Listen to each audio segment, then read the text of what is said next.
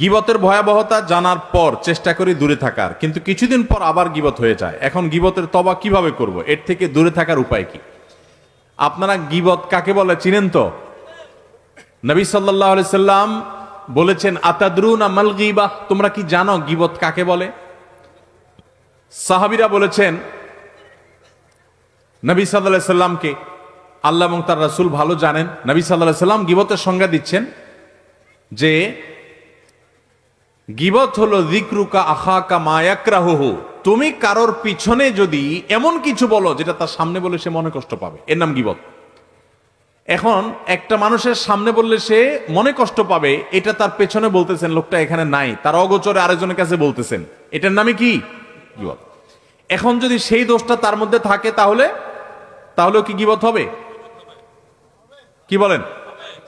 গীবত হবে। আমাদের দেশে যারা গীবত করে সবাই কম বেশি গীবত অনেক সময় হয়ে যায়, আমাদের দ্বারা আল্লাহ আমাদের মাফ করুক। গীবত করার ক্ষেত্রে কিছু লোক আছে যারা গীবত করে, গীবত করার সময় শয়তান তাদেরকে একটা মাসআলা সাপ্লাই করে। কি সাপ্লাই করে?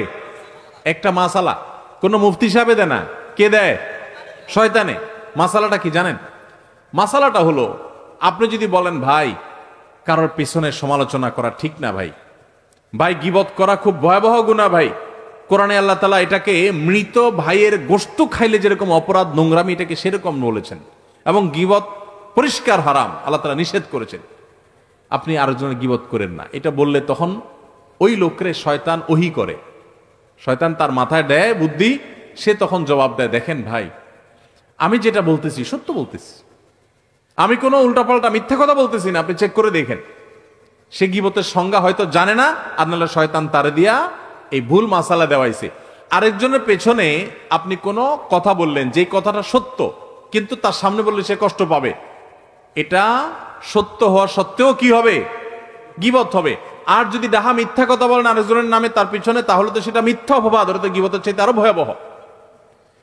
আবার শয়তান আরেকটা মাসালা শিখায় দেয় যারা গীবত করে তাদেরকে, সেটা কি জানেন? সেটা হলো, বলে যে ভাই যদি নিষেধ করে ভাই কারোর পিছনে সমালোচনা করা উচিত না, বলে যে ভাই আমি তার সামনেও বলতে পারবো, এরকম বেটাগিরি দেখায় না কিছু লোক? তো বলতে হবে, আপনি যদি এত বড় বেটাগিরি দেখানো মানুষ হন, তাহলে তার সামনে গিয়ে বলেন, পিছনে কেন বলতেছেন? ইসলাম বলে মানুষের প্রশংসা হবে পেছনে, আর তার ভুল ত্রুটির সমালোচনা হবে তার সামনে। ভালো করে শুনেন, মানুষের প্রশংসা করতে হবে পিছনে না সামনে? পিছনে। সামনে প্রশংসা করা যাবে, এইটা যেই মাহফিলে বসে বলতেছি, এই মাহফিলের স্টেজেই হয়তোবা, আমার নামার আগে খুব একটা বলে নেয় আজকে, বিভিন্ন মাহফিলে যেটা হয় যে বক্তারে বসায় রেখা পোস্টারে 5 মাইল লম্বা তার প্রশংসা লেখে, আছে না নাই? আলেম কুলে শিরোনবী বনি, কামেলে মোকাম্মাল, অমুকে তমুক, 3 মাইল লম্বা প্রশংসা লেখে। শুধু লিখলে হইতো, ওখানে আবার হুজুরের বসায় বসায় পাম্পটি দেয়, আছে না নাই? কি ওয়াজ মাহফিল এগুলা? এই ওয়াজ মাহফিল থেকে মানুষ কি ইসলাম শিখবে যে ওয়াজ মাহফিলে ইসলাম নষ্ট করা হয়, ধ্বংস করা হয়? মানুষের সামনে প্রশংসা করা পরিষ্কারভাবে হাদিসে নিষেধ। কারণ বসে বসে প্রশংসা শুনলে যে কোনো মানুষ কি করে? ফুলে। কি হয়? ফুললে বেশি অহংকারী হয়ে যায়, সে ধরাকে সরা জ্ঞান করে, সে মানুষকে মানুষ মনে করে না। এটা মানুষের, প্রত্যেকটা মানুষের ভিতরে হয় কম বেশি। আপনি যদি বলেন না আমারে বাতাসে ধরে না, আপনি এটা ভাব নিছেন। বাতাসে ধরে না এমন কোন মানুষ নাই। আপনি বলবেন রেলের চাক্কা আমি হাওয়া দিয়া লাভ নাই, এটা মুখের কথা। প্রত্যেকটা মানুষ সামনে প্রশংসা শুনলে তার ভিতরে কি আসে? অহংকার। এই জন্য এটা নিষেধ ইসলামে। ইসলাম বলে প্রশংসা করবা পেছনে, লোকটা এখানে নাই, তখন বলতে হবে আপনারা জানেন উনি কত ভালো মানুষ, উনি কোন যোগ্য মানুষ, এগুলো সব বলতে হবে তার পেছনে। আর বদনাম থাকলে, দোষ থাকলে সেটা বলতে হবে কি? ইসলাম বলে তুমি বেটাগিরি দেখাও, প্রকৃত মানুষ হও, সাহসী হও, সামনে দোষ বলো। আমরা কি করি এখন? সামনে আসে শুধু পাম্পটি দি, ভাই আপনার মতো মানুষ নাই ভাই, জানেন না ভাই আপনার জন্য দিলটা যে কেমন করে ভাই। আর পেছনে যায় বলি বেটার মতো একটা ডাকাত, একটা অমানুষ আল্লাহর জমিনে আরেকটা আছে কিনা সন্দেহ। ঠিক না ভাই? ঠিক। আমরা পেছনে যায় বদনাম করি, আর সামনে আইসা পাম দেই। এর কারণে ক্ষতি কি হয় জানেন? আমাকে একজন কয়দিন আগে প্রশ্ন করছে, ভাই গীবত কি ইসলামে এত কঠিন শক্তভাবে নিষেধ করছে কেন? একটা মানুষের গীবত করছে, কারণ মারা নাই তো, এমন কোনো ক্ষতি করে নাই, তাহলে ইসলামে এত কঠিন ভাবে যে মৃত মানুষের গোশত খাওয়ার চাইতে জঘন্য অপরাধ বলেছে বা গোশত খাওয়ার মতো বলেছে, এটা কিভাবে হয়? তো আমি বললাম, দেখেন, একটা সমাজ স্থিতিশীল থাকুক, সুন্দর থাকুক, সুখী থাকুক, ইসলাম সেটা চায়। যখন মানুষের সামনে প্রশংসা করবেন তখন লোকটা অহংকারী হবে। অহংকারী লোক দ্বারা কি মানুষ শান্তিতে থাকে না অশান্তিতে থাকে? এই জন্য ইসলাম বলে সামনে প্রশংসা করে কাউকে অহংকারী বানায়ও না, লোকটার ক্ষতি করিও না। লোকটাকে অহংকারী বানালে সে অহংকারের কারণে আরেকজনকে ছোট মনে করবে, সমাজে অশান্তি হবে। লোকটার প্রশংসা যদি তার পেছনে করো তাহলে লাভ হবে কি? এলাকার সব মানুষ, উনি এখানে নাই, আমরা সবাই বলতেছি, জানেন উনি কত ভালো মানুষ।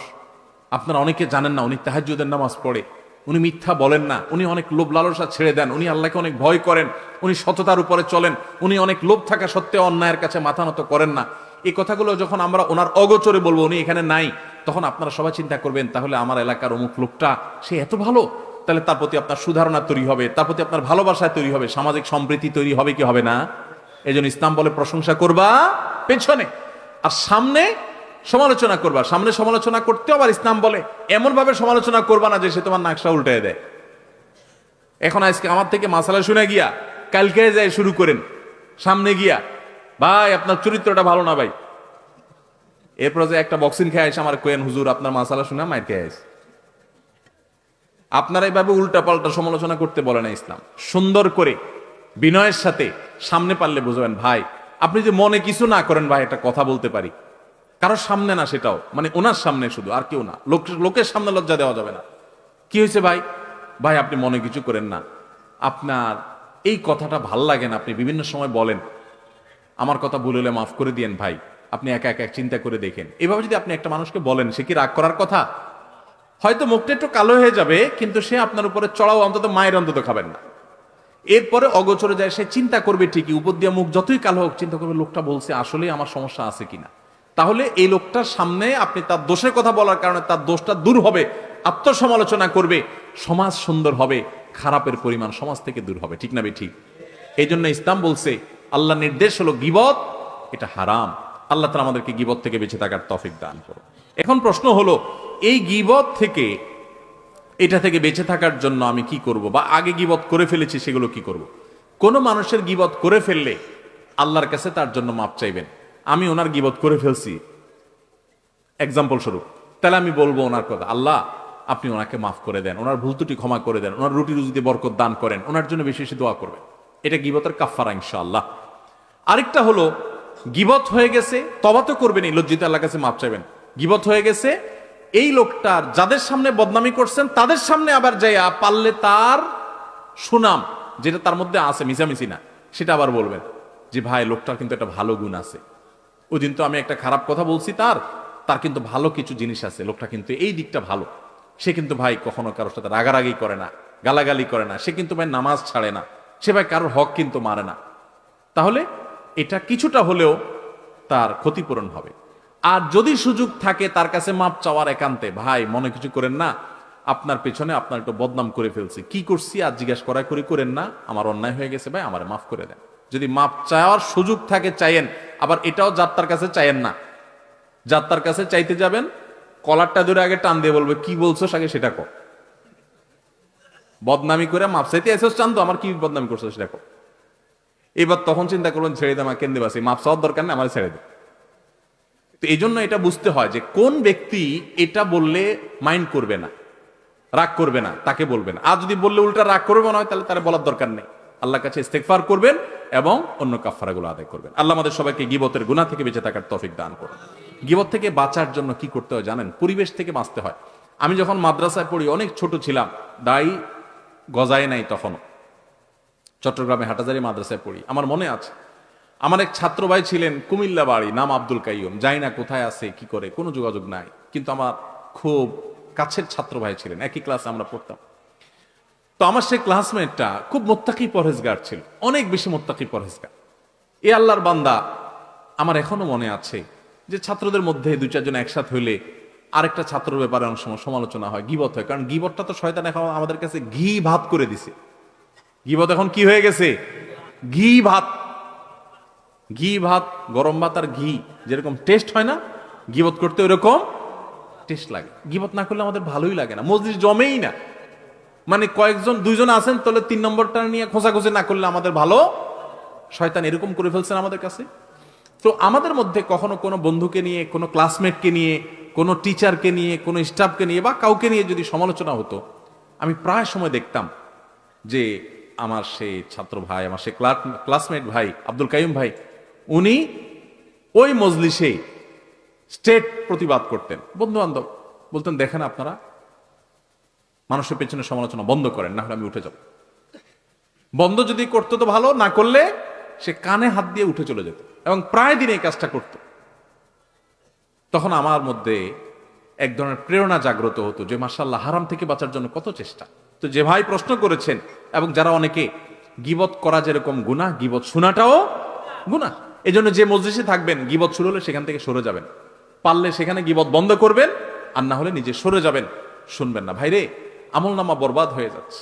কিয়ামতের ময়দানে যখন দেখবেন হাজার হাজার গীবতের মামলার আসামি, একটা গীবতের বিচার হওয়া ছাড়া পাও নাড়াতে পারবেন না ভাই। সেদিন আফসোস করবেন, আল্লাহর কসম, একটা গীবতের গুনাহ আমলনামা থেকে মুছতে পারবেন না। কিন্তু দুনিয়াতে এখনো সুযোগ আছে। আসুন আমরা প্রতিজ্ঞা করি, আমরা সমাজটাকে সুন্দর করি। আমরা কোনো মানুষের পেছনে সমালোচনা করব না, সমালোচনা শুনবো না। আল্লাহ আমাদের সবাইকে তৌফিক দান করুন।